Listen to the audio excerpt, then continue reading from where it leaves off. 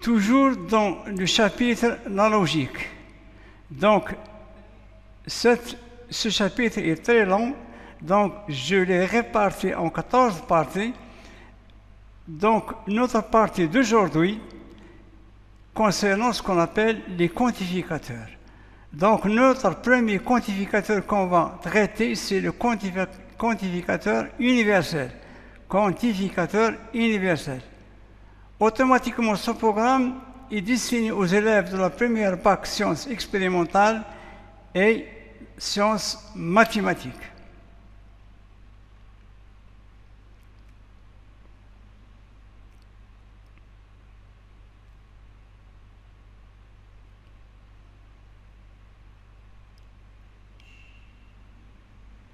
Donc cette partie ou bien cette 8e partie est consacrée à ce qu'on appelle les quantificateurs logiques. Parmi ces quantificateurs logiques, il y a ce qu'on appelle le quantificateur universel, quel que soit, le quantificateur universel. Petite introduction. Soit la fonction propositionnelle P de x telle que P de x appartient à l'ensemble R, x plus 1 est supérieur à 7. À propos de la fonction propositionnelle, nous avons vu que si on a une fonction propositionnelle, on peut déduire ce qu'on appelle des propositions, soit vraies, soit fausses, en donnant à x une valeur. Donc, si je donne à x une valeur numérique de R, j'obtiens soit une proposition fausse, soit une proposition vraie. Par exemple, si je donne à x 0, j'obtiens 0 plus 1. 1 est supérieur à 7, c'est une proposition qui est fausse.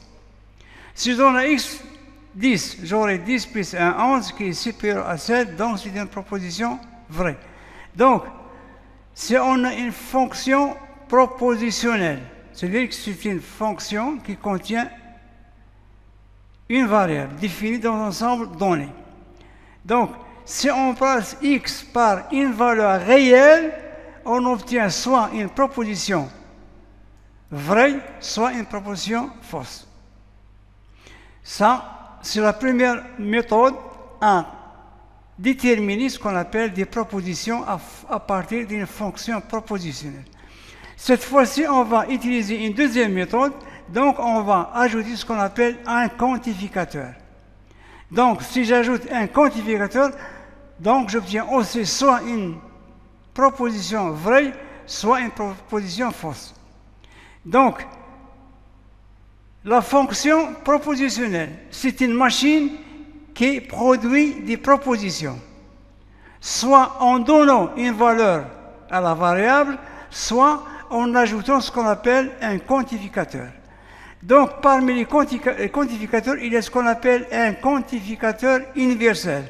Et ensuite, on va voir le deuxième quantificateur existentiel.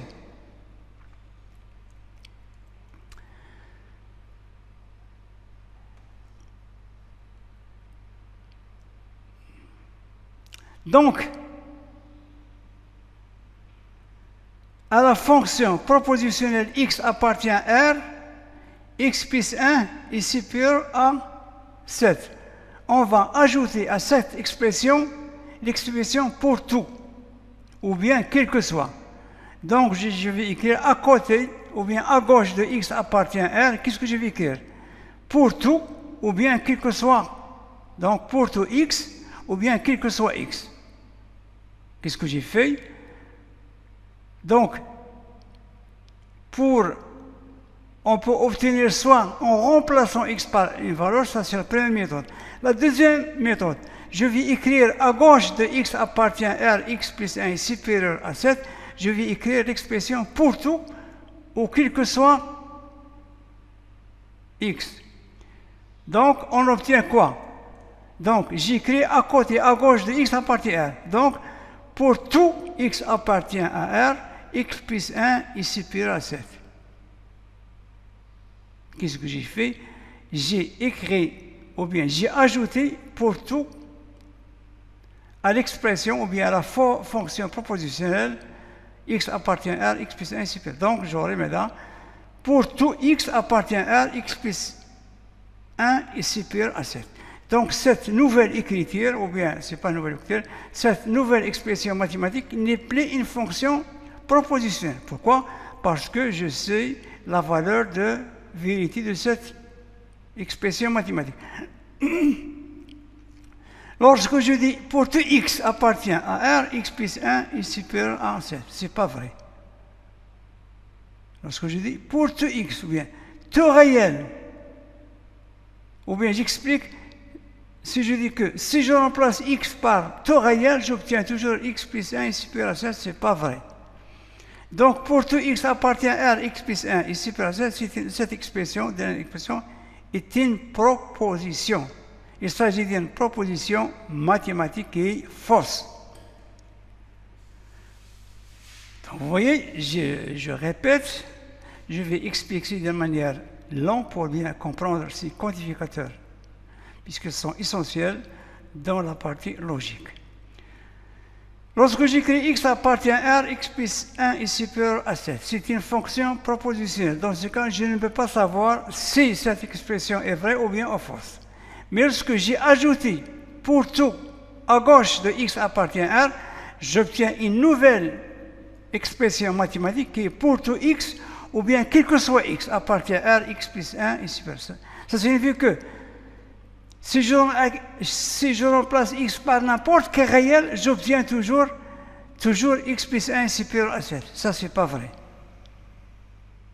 Donc, cette dernière expression mathématique s'agit d'une proposition fausse. L'expression pour tout, ou qu'il soit x, associé à la fonction propositionnelle x, est appelé un quantificateur universel noté quel que soit. Noté de cette façon, ça signifie quel que soit, ou bien pour tout. Donc, au lieu de dire pour tout, ou quel que soit, j'utilise cette notation qui est le A renversé, ça signifie pour tout ou bien quel que soit.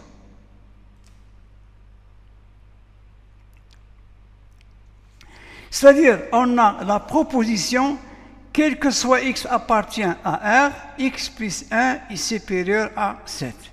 Ou bien pour tout x appartient à R, au lieu d'écrire pour tout ou quel que soit x, j'utilise ce symbole qui représente pour tout ou bien quel que soit. Donc, qu'est-ce que je lis? Quel que soit x appartient à R, x plus 1 est supérieur à 7. Ou bien je lis pour tout x appartient à R, x plus 7, 1 est supérieur à 7. Donc ça, il ne s'agit plus d'une fonction propositionnelle. Il s'agit d'une proposition qui est fausse. Que signifie quel que soit? Ça signifie que, est-ce que si je remplace x par n'importe quel réel, j'obtiens x plus 1 est supérieur à 7? Ce n'est pas vrai. Donc, c'est une proposition qui est fausse. Donc, je peux déterminer sa valeur de vérité.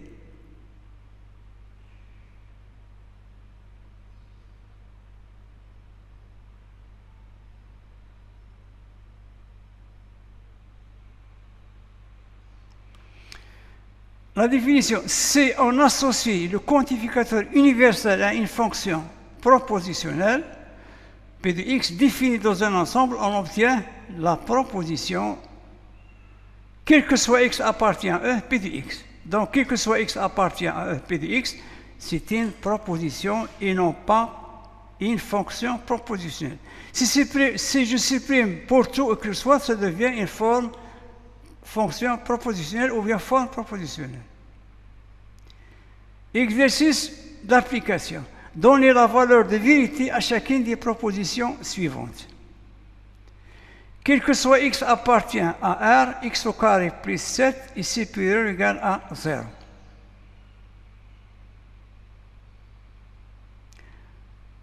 Donc, quel que soit x appartient à R, x au carré plus 7 est supérieur ou égal à 0. Donc, il s'agit d'une proposition qui est vraie. Pourquoi? X au carré est un nombre positif. Quel que soit x appartient à R, x au carré est positif. plus 7, ça sera toujours un nombre qui est positif.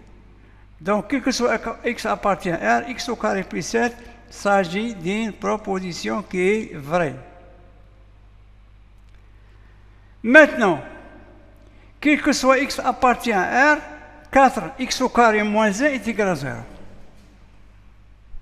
Ça veut dire que si je remplace x par n'importe quelle valeur qui appartient à R, 4x au carré moins 1 est toujours nul.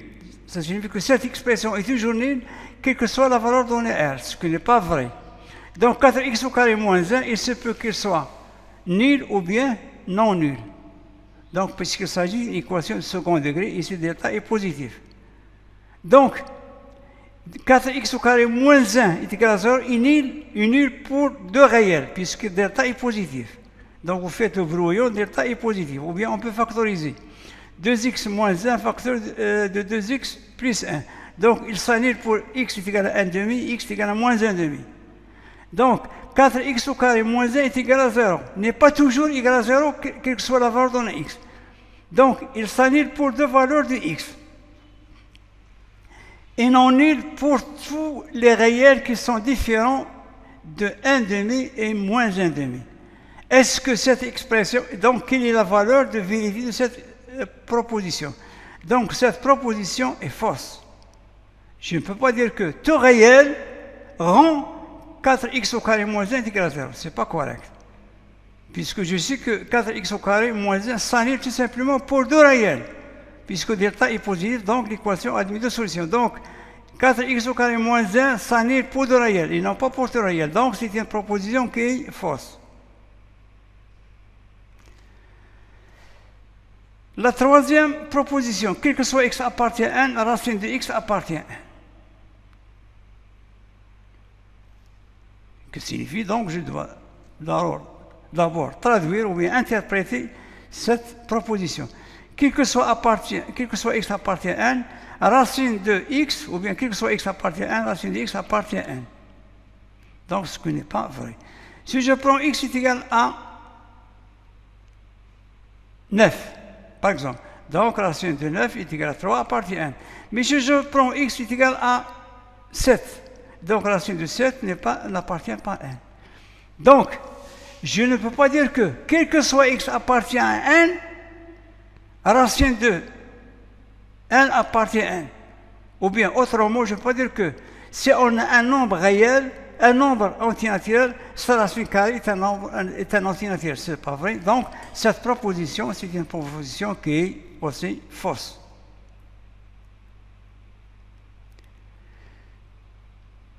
Quel que soit x appartient à R, 5x au carré moins 3x plus 1 est supérieur ou égal à 0. Donc, pour savoir si cette proposition est vraie ou fausse, donc il faut parcourir, il faut utiliser le delta. Savoir si delta est positif ou bien delta est négatif. Donc, b au carré, c'est quoi? C'est 9 moins 4 fois 20. Donc, delta est négatif. Delta est négatif. Le signe, dans ce cas, si delta est négatif, le signe de cette expression, c'est le signe de A. Donc, 5x au carré moins 3x plus 1 est strictement supérieur à 0. Donc, c'est une proposition qui est vraie. Donc, c'est ainsi, prend fin notre vidéo, à la prochaine vidéo. Donc, je vous remercie infiniment de m'avoir suivi jusqu'au bout. Donc, chers élèves, n'hésitez pas à vous abonner à votre chaîne Apprendre facilement les mathématiques. أعزائي التلاميذ السلام عليكم ورحمة الله وبركاته. أرحب بكم في هذا اللقاء المتجدد وأتمنى أن تكونوا في كامل الصحة وتمام العافية وفي أحسن الظروف. أحبائي التلاميذ لا تنسوا دعمكم لهذه القناة المتواضعة والسلام عليكم ورحمة الله وبركاته.